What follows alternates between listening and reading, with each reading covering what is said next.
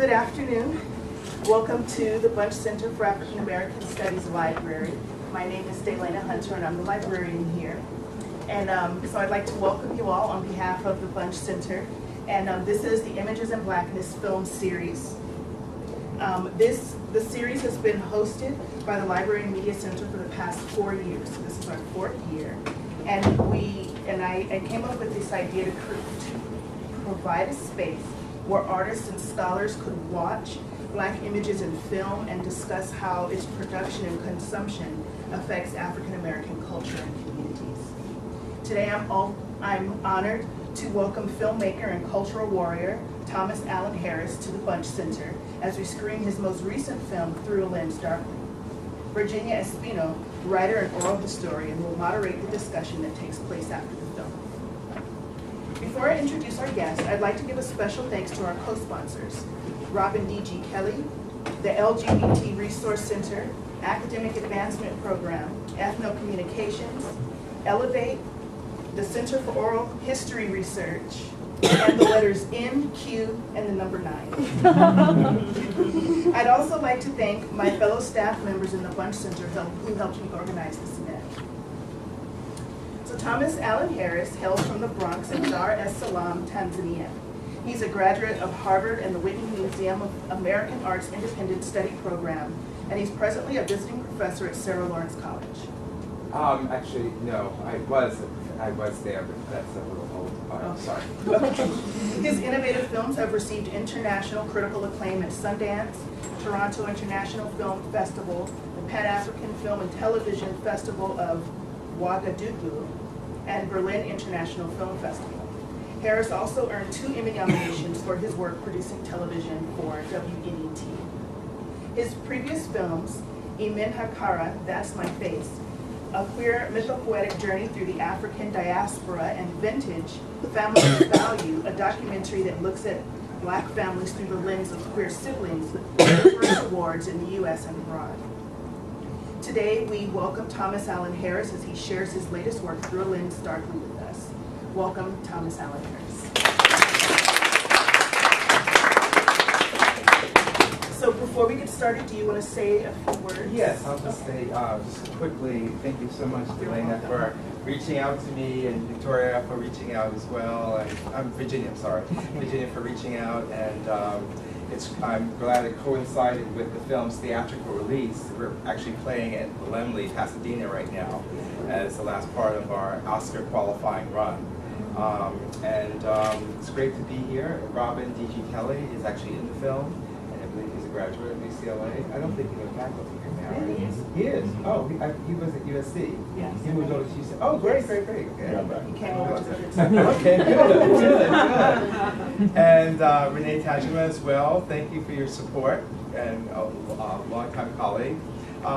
This film began 10 plus years ago when Deborah Willis, the author of Reflections in Black. How many people are familiar with Deborah Willis and her book, groundbreaking book, Reflections in Black, Opposing Beauty? She's the author of more than 30 books on the Black photographic image. She approached me about turning her book, Black, into a film.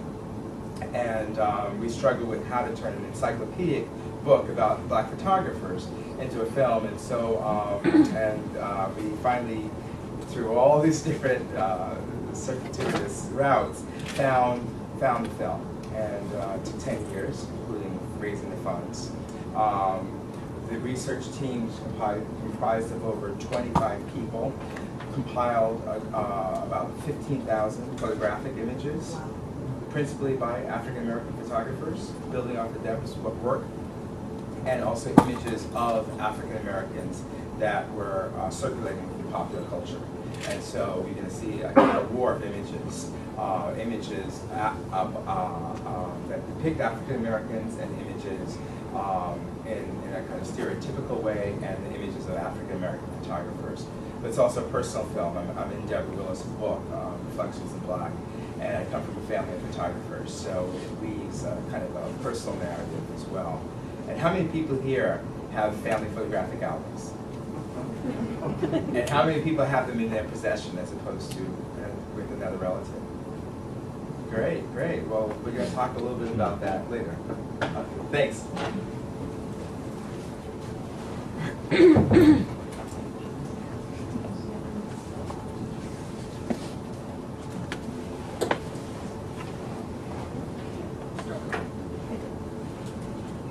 something that was a completely failed project, that was a bad, just had nothing redeeming about it. And that narrative was really reconstructed by that film Birth of a Nation and the play that came before it, The Klansman, the kind of rewriting of history. And it coincided, as I say in the film, with denial of people actually making their way out of slavery and building themselves up. And when I was going to college in the 80s, there was a lot of discussion around affirmative action. And people were constantly, blacks, whites, other people were constantly saying, well, why haven't African Americans pulled themselves up by their bootstraps the way other immigrants have? And it's like, well, affirmative action just came about in the late 70s, early 80s.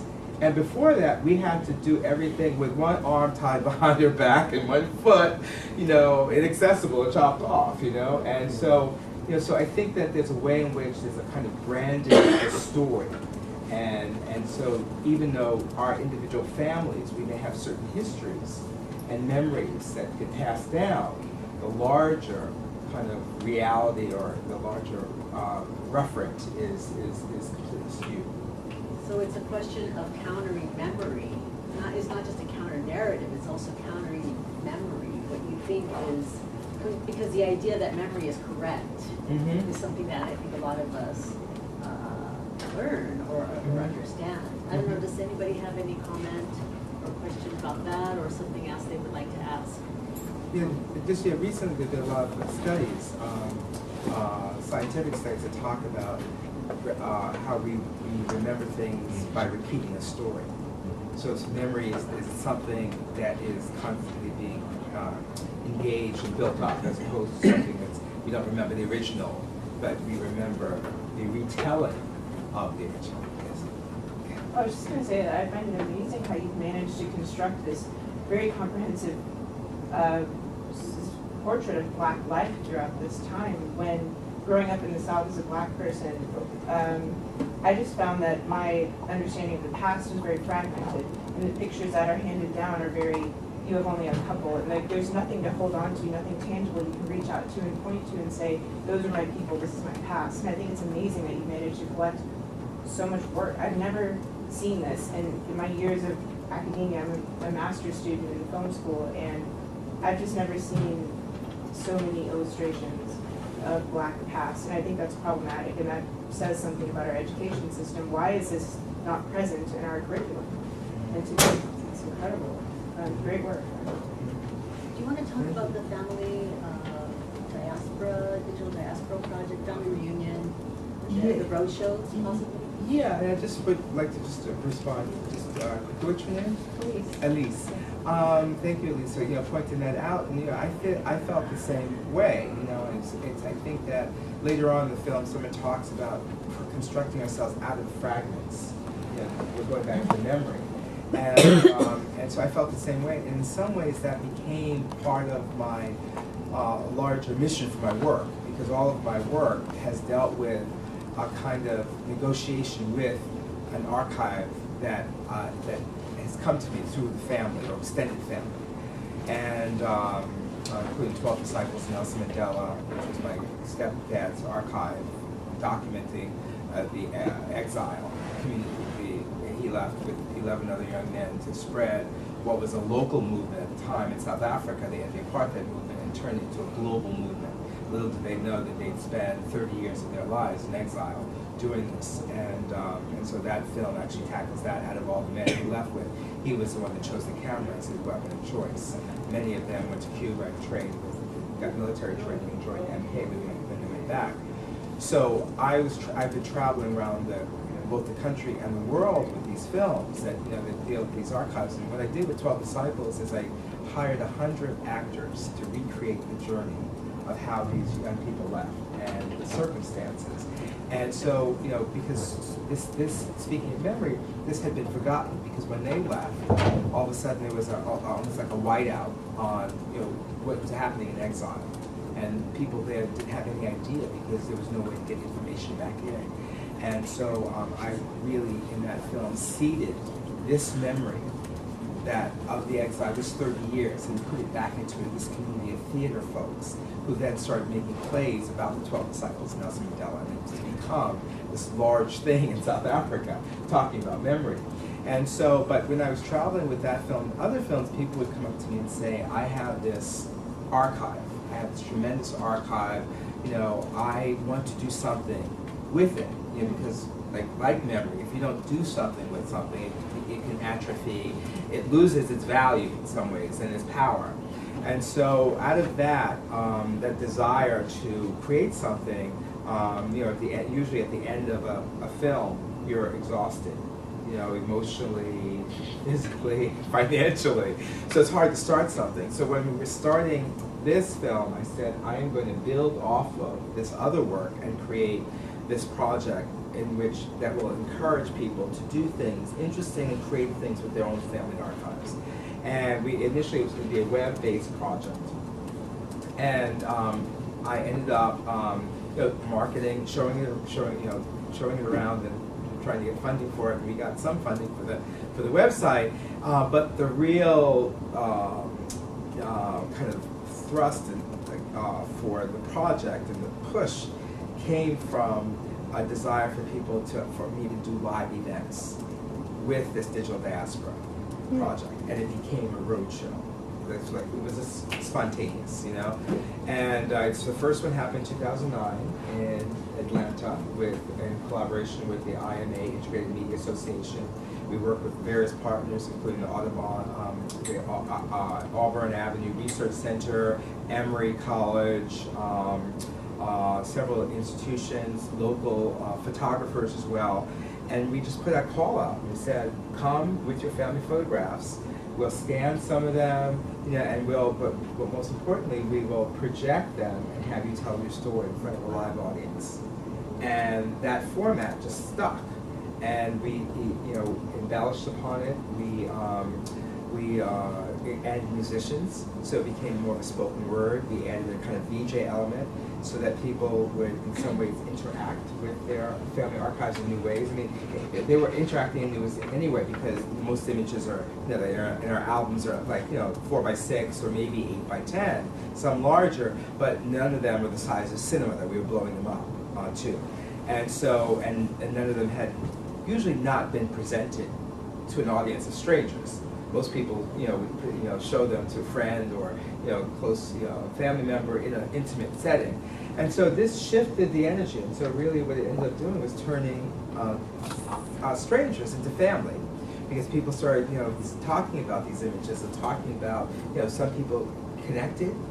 They had gone to school together at 5 years old, and they connected, a Jewish woman and a Caribbean woman at the Bronx Museum of Art.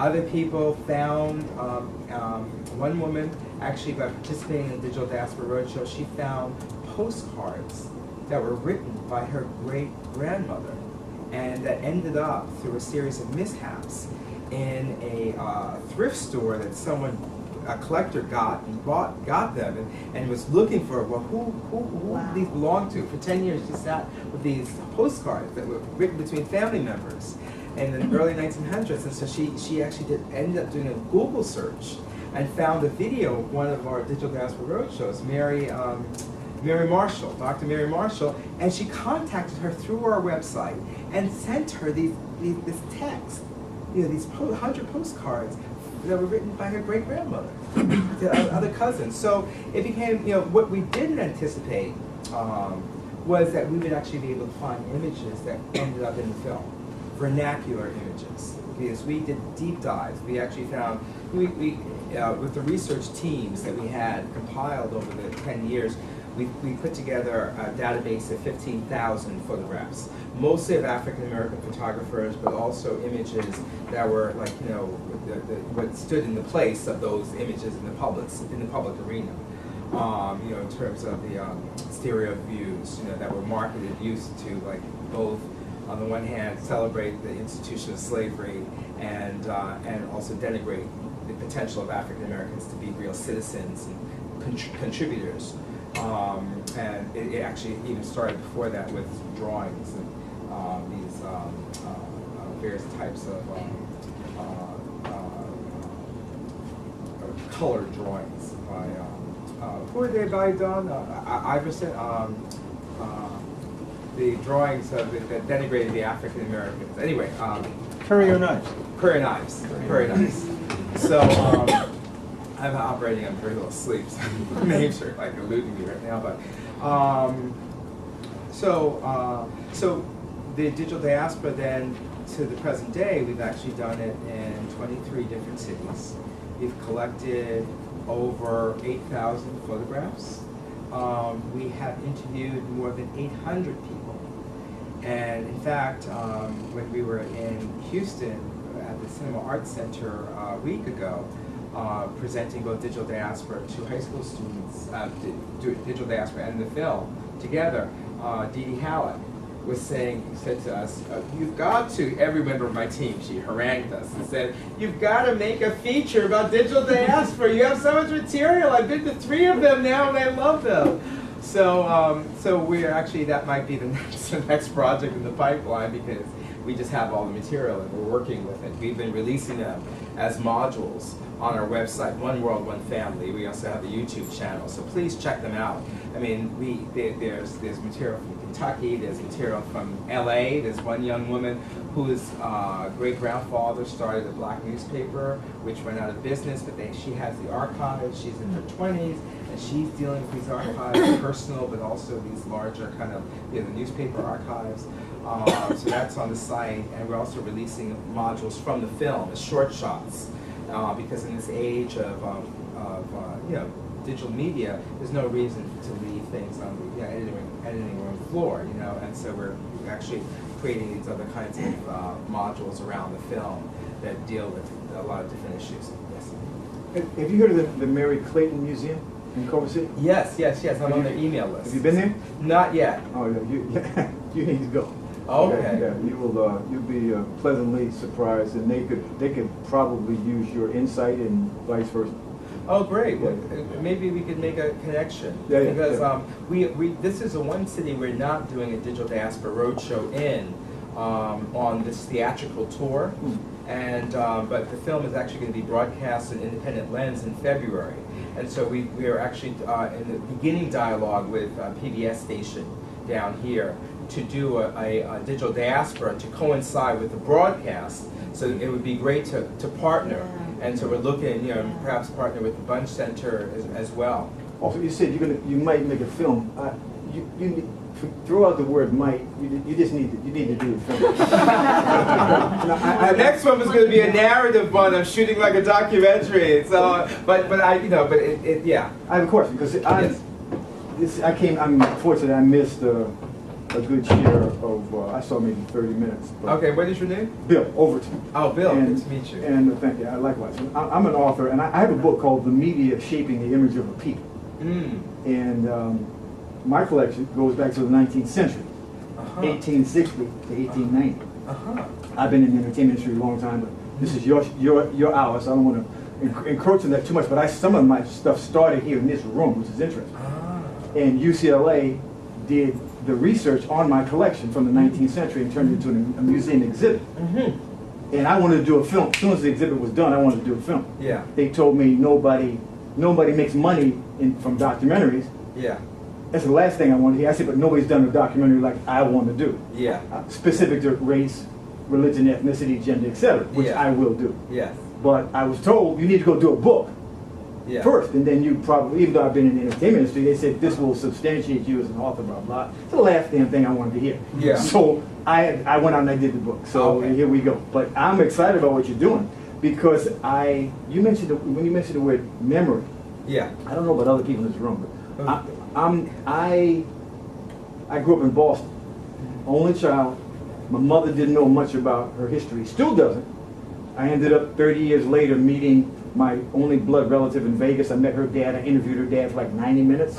And I was trying to get him to tell me everything that he knew. I was starving for information to find out my lineage.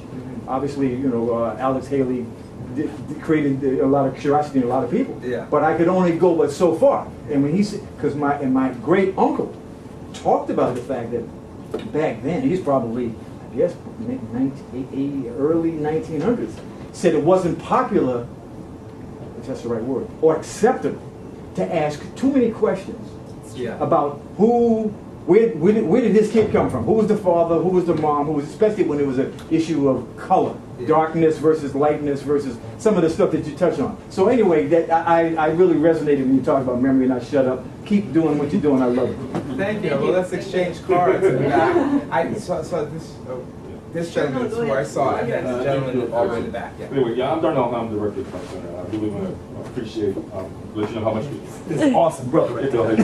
how much we appreciate the presentation. It's great stuff. And I also want to, you know, while we're here in a public setting, talk to Delana about thinking of ways to sort of make linkages between some of the other presentations we had in our Images in Blackness series. What I'm thinking of specifically is linking to your YouTube channel, your website, a whole bit. On our website, which is like a blog, and we do a lot of that in some of our other work, and this would be a great way to do that. We'd be happy to do that, yeah. Yeah, but I guess the question I have, I mean, aside from the long pitch there, and I also agree with Bill that I think the Amy Clayton would be a great institution for you to connect with, because they have a huge collection of films going back to the early days of Hollywood that black people, and they're very interested in questions of black representation, and you know, self-representation in particular is very interesting. And I guess my question is related to that. Thinking of the way in which black people have been represented, you know, throughout history in this country, you know, going back to Reconstruction and the beginnings of Hollywood and so forth. And I love the fact that you pulled out Birth of a Nation and the role that played, you know, in a very formative period in our history. Have you noticed in all of these, you know, thousands of photographs you've collected, and you know, from photographers as well as from families, any patterns in self-representation that may kind of shed some light on, I guess, the context, in the sense that, you know, the way we were being presented popularly or in dominant ways in a given historical moment, how that shifts the way self-representation may look in terms of family albums or other types of images that are taken by black photographers. Well, I think that most of the photographs that we see were never meant to be exhibited publicly. I mean, with the exception of maybe people taking photographs in response to a call from the black press, you know, the most beautiful baby of the month or the week in Crisis magazine, or ideas around you know, the graduate. You know, Du Bois profiling graduates, or people in the Pittsburgh Courier, you know, talking about dialogues around beauty, young women, and that being a kind of section that people had an awareness of, you know, as a distribution kind of for their photographs, you know, their beauty photographs. So I think you had that kind of thing. I do think that, you know, people, like, you know, black folks like any other Americans also were influenced in terms of portraiture in the context of, let's say, Hollywood and the glamour industry. So you had a lot of that kind of thing, right? But yeah, I mean, maybe the best way to talk about this might be to talk about two different photographers who existed during the Harlem Renaissance. One is the most popular one, James Vandersea, who we know, who photographed, you know, much of Harlem, many immigrants, different classes, but really working class. And as you saw, you know, the film, he was the photographer for the UNAA, Marcus Garvey. And his work was very different than the work of, and I just slipped my mind, the work of James Latimer Allen, who actually was photographing a lot more of the Harlem literati, and you know, the kind of more the avant-garde And both, and so one, they were very particular. One was more formal portrait that had a kind of relied to a certain degree on painted backdrops. Another was, and it was full body for the most part, so it had a lot to do with the dress. Yeah. And another was the James Latimer Allen was a really kind of had a lot to do with ideas around space and time in terms of the magic of the moment. And so a lot of the images had this very interesting kind of patina, and they were kind of sharp, but kind of almost blurry, and not so much blurry, but they had a kind of a, I'm not sure what he did with his lens, but they were very different. They were almost all headshots, even though they weren't official headshots to be used, in terms of the publications that people were doing necessarily. But he also did a piece in the, I believe it was in the Messenger or Opportunity, the Madonna, mother and child, and that was a really beautiful piece. I wish we had, the space in the film to include this dialogue. But when he passed away, his wife, who actually pressured him to get out of photography when he moved down to DC, threw out his archive. So the only thing that remains of his archive are images, primarily images. I mean, there's some things in Schomburg, but there's a lot in the Carl Van Vechten collection at Yale, because a lot of people, he was a big patron and he opened a lot of doors so people would actually get their photograph taken by James Latimer Allen, sign it, get a bunch of them made and use them like calling cards and sign them and give them to Carl. And I'm sure he elicited them because he has so many, so he probably said, give me them, and they became part of the collection. But that's the way in which we have access to those images, and they're very different. It's a Kamara Holloway, when we interviewed her in the film, and this is actually going to be part of one of the short shots that comes out, this kind of juxtaposition between these two different photographic treatments of the Harlem Renaissance, because one is very much more popular and the other one is very different and has another kind of relationship to art and to sight and to portrait. And then there was a gentleman in the blue shirt and then the lady in the back. Yes?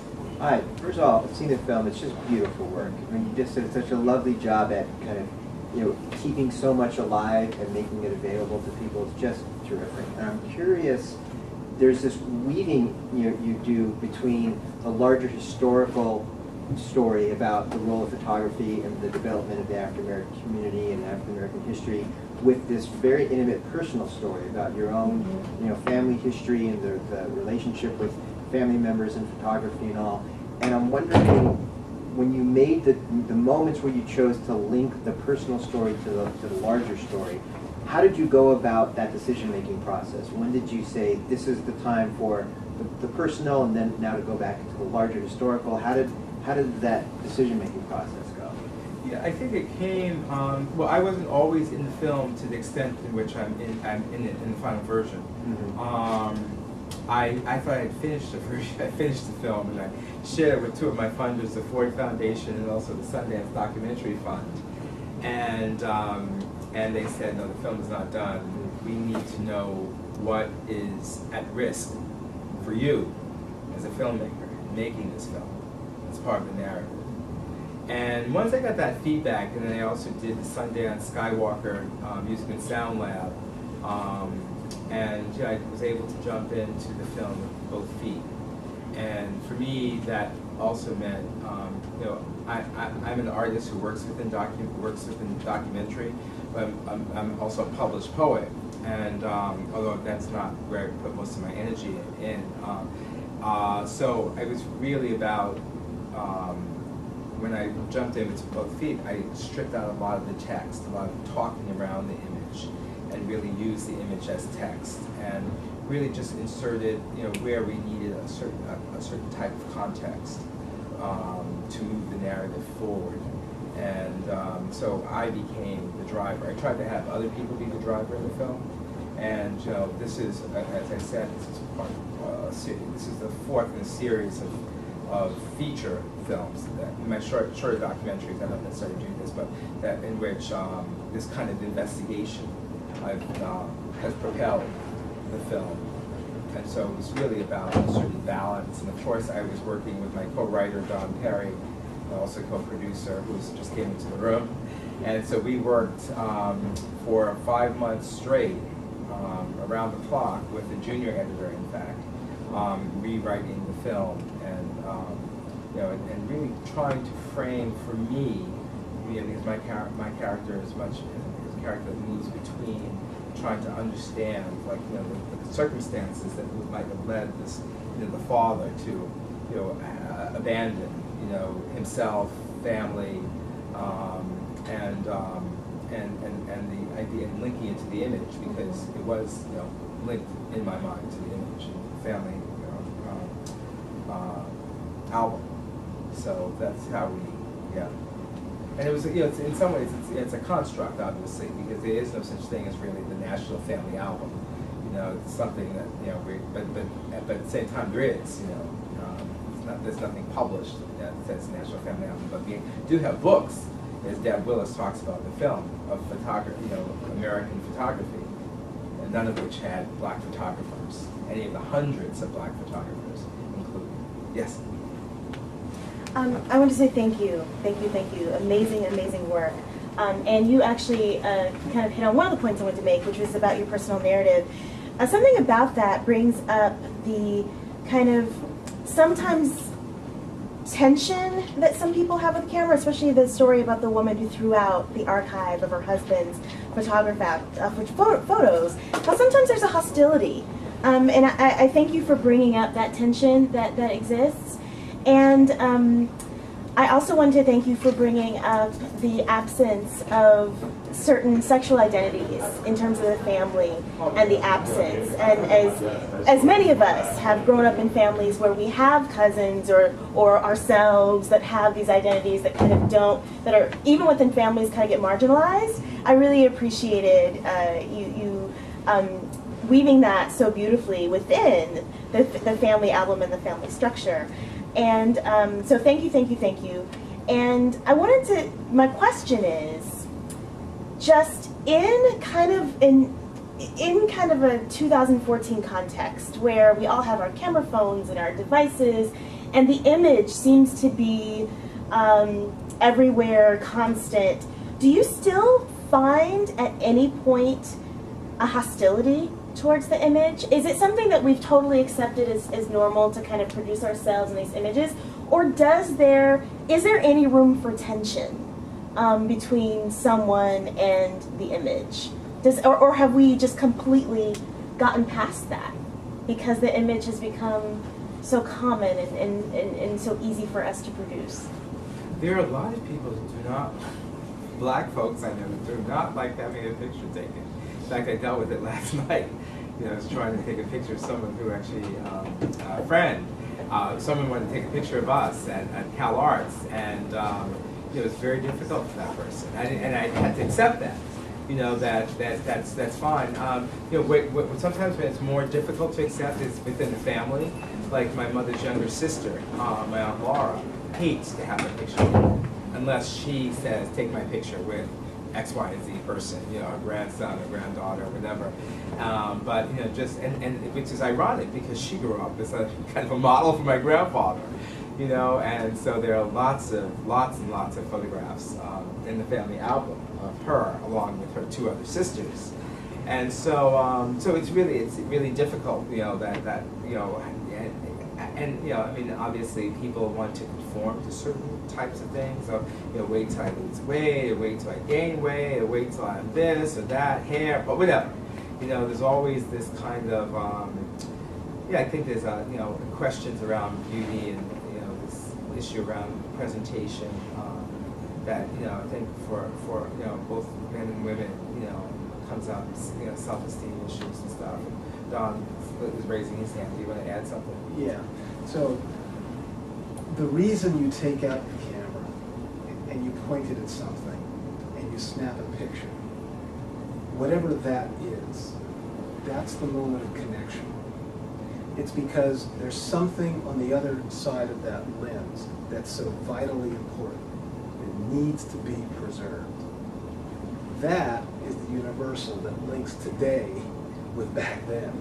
It links us and the way we see ourselves or the people around us to exactly the same impulses that motivated this woman to make that portrait. Now, you all can't see this necessarily, but I'll just pass it around.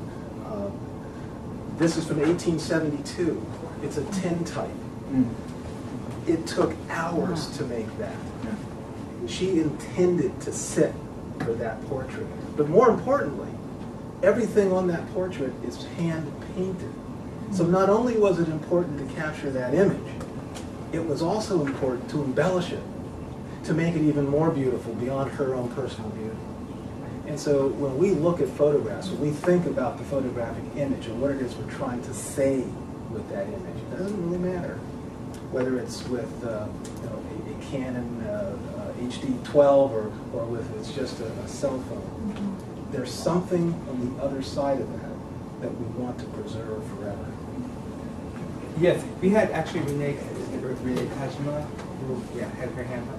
Yeah, I was really captivated by the style, and it sort of reminded me of a Carrie Mae Weems work in that the layering of like pictured lives and history visually. So can you talk about your visual strategies and just constructing the film? Because it could have been easily the Ken Burns effect with like talking heads.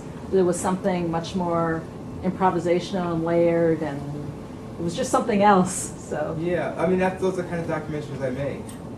All the way back to Vintage, Families of Value, and Amy Akata, which was shot totally in Super 8. I've used a lot of Super 8 in the work, and so I was really, I'm legally blind in one eye, so I kind of see the world sometimes double vision, depends on how much sleep I've had. And so this idea of vision is something I don't, a certain type of perfection around vision is, I don't assume that everyone sees the same. And so Super 8 for me, really moving in and out of a sense of clarity. In a really crisper projector, you'll be able to see stuff. There's stuff that's super clear and stuff that's a little bit much more like more ephemeral. Yeah. So I was really interested in the idea of the object as well, and having people hold their image. And that was really important, especially in this space where we're moving so rapidly to a complete digital space where the object kind of disappears except for the cell phone. Within this, everything's in the cloud. And so with these photographers, I was really interested in seeing not only the object but also seeing their faces, because so often we're not we don't see the photographers. Of course, we see the celebrity, the people who are well known, Carrie Mae Weems, Lyle Harris, St. Louis Thomas, Laura Simpson. But there are 26 photographers we interviewed, and some of them are very well known, and some of them are not very well known. Some of them are beginning their careers, beginning stages. Some of them are more advanced. Gordon Parks. Even though we didn't interview him, but he is an interview in the film. So it was really about this kind of a kind of slippage. It's also about the absence and trying to reconstruct something out of nothing, and the idea that you could possibly find an image, like the gentleman here talks about finding images or stories that didn't exist. And so that's, with 12 Disciples, it actually moved between Super 16, Super 8, video, it was like all these different formats depending on like what's being articulated. And as I said, Amy Akata, That's My Face, which is a journey of three spiritual journeys across three families, across three journeys across three different generations of one family. My going to Brazil looking for a face I had in a dream. My mother's going to Tanzania to look for this mythic Africa. And my grandfather desiring to go to Africa, but never able to go. So whenever Images of Africa came on the TV screen, he grabbed a Super 8 camera and filmed off the TV screen. Wow. So the film actually, but if I hadn't gone to Brazil with the Super 8 camera, and I went to Brazil with the Super 8 camera because I didn't speak Portuguese when I first went, but it forced me to come back and, you know, why am I a character in this drama? And so I realized that my mother made a similar journey, and it forced me to look for my grandfather's footage, in which I found after he passed away. So if I hadn't gone to Brazil, I would not have found that those hours and hours and hours of Super 8 that documented our family from going from, you know, colored Negro to embracing a Pan-African identity would still be there. So these films are kind of journey films, and they're very layered, you know. And I think the layering in the image is in many ways reflected also in the layering of the sound, which you can really hear as well here, but if you see it in Lemley or other places, you'll be able to hear a little bit more. And this is actually, so you'll be able to hear it in 5.1, you know, 5.1 cut versus just the stereo. Yeah. So yeah, because there's a lot of sound design in the film as well. I think that, yeah, you want one more? Okay, No. someone who had Okay. yeah. Last one. Yeah, and it'll be a very brief question and very brief answer. No, it's interesting the contemporary, the perspective of the contemporary artists that you show, like Hank Willis, Thomas, who I really love, and the other woman who I don't know her name, but not to give a general sweeping of their work, but you know, Hank Willis is sort of working in like showing the linkage between slavery and African American male, and like sort of projecting these images, you know, that are highly problematic of, you know, enslavement to brands, and then this other woman is more invested in, you know, creating these new images of Black identity and like putting Black people in different types of settings. And I wonder, like, as Renee Cox.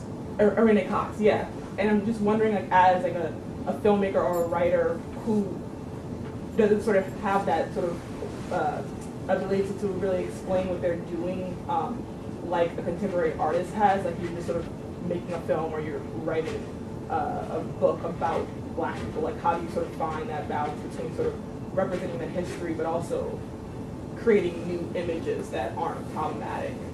I don't know if that makes sense, but I make films and I sort of struggle with like representing the history but also working in a nuanced way.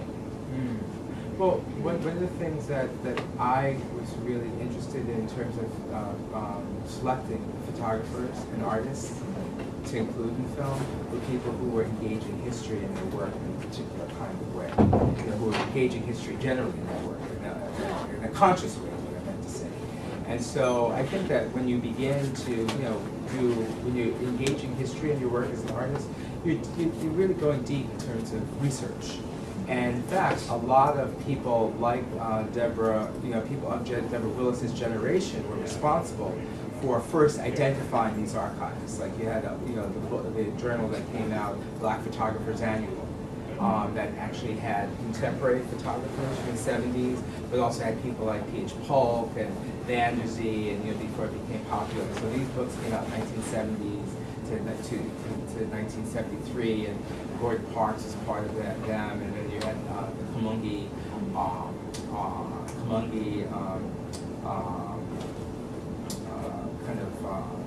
collective, yeah, Kamungi collective. So, and they were also very much involved with their historical discoveries, and the relationship between history and the present. Yeah, from a writer's perspective, history is a story. Every one of you in this room is making history every single day. You may not think of it that way, but who's to say that 100 years from now, when people are looking for what was, you know, excavating where we are right now, that some artifact of yours is the only thing found, right?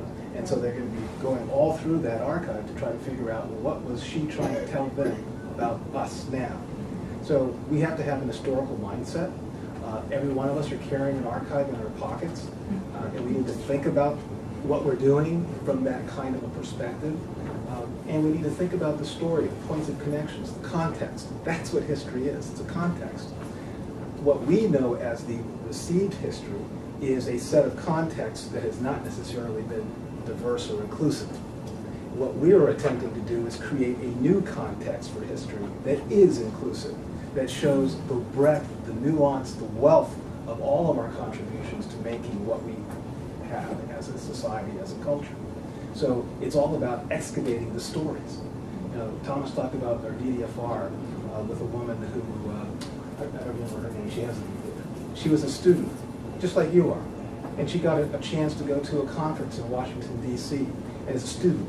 And she's going to Washington, D.C. with her little student badge on, her little press thing. She's interviewing the people around. And one person she interviewed, the only one that really spent any time with her, was this guy that she kind of seen on television but didn't quite know. In retrospect, she's got a photograph of her shaking this guy's hand. Right now, today, that photograph is an historical document because the man whose hand she was shaking was Martin Luther King. She didn't know he was history at the time, but she lived in a context, and now it has value. Thank you so much. Please tell people to go to the Lemley, the last. Before we all leave, really briefly, I'd like to give a small token of our appreciation to Thomas for visiting today. That's our honorary lunch mug and pen. And more importantly, a publication we did in the early 90s called Life in the Black Photography in Southern California. Oh, That's my wonderful. piece.